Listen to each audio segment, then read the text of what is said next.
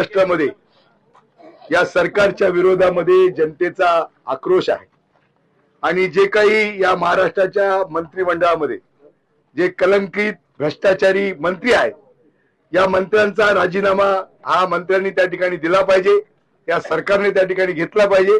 ही आमची महाराष्ट्राच्या शिवसेनेची या सिंधुदुर्गातल्या जिल्ह्यातल्या शिवसेनेची भूमिका आहे। खरं तर आपण पाहिलं की माननीय या देशाचे विरोधी पक्षनेते राहुल गांधी यांनी कालच एक मोठा खुलासा या मतदानाच्या चोरीच्या बाबतीमध्ये या देशातल्या जनतेच्या समोर केलेला आहे। कशा पद्धतीने या देशातल्या मतांची चोरी झालेली आहे, लोकशाही नष्ट करण्याचा कसा प्रयत्न त्या ठिकाणी चाललेला आहे आणि कशा पद्धतीने निवडणूक आयोग काम करतोय याच्याबद्दलचे सुद्धा पुरावे हे सुद्धा त्या ठिकाणी निवडणूक आयोगाच्या विरोधामध्ये या देशाच्या विरोधी पक्षाने त्या ठिकाणी दिलेले आहेत। आणि म्हणून महाराष्ट्रातले आमचे लाडके नेते, या राज्याचे शिवसेनेचे प्रमुख माजी मुख्यमंत्री आदरणीय उद्धव ठाकरे साहेब यांनी आणि शिवसेनेनं एक मोठी भूमिका या महाराष्ट्रातल्या जनतेच्या माध्यमातून घेतलेली आहे। हा महाराष्ट्रातल्या जनतेचा संताप आहे, हा उद्रेक आहे, हा जन आक्रोश आहे।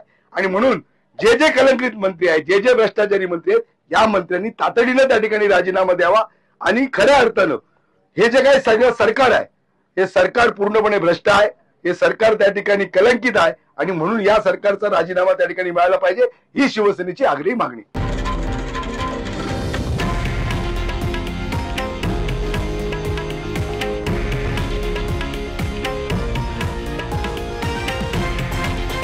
हे आहे देशातील नंबर 1 न्यूज नेटवर्क आणि आपण पाहत आहात TV9 मराठी, एकमेव।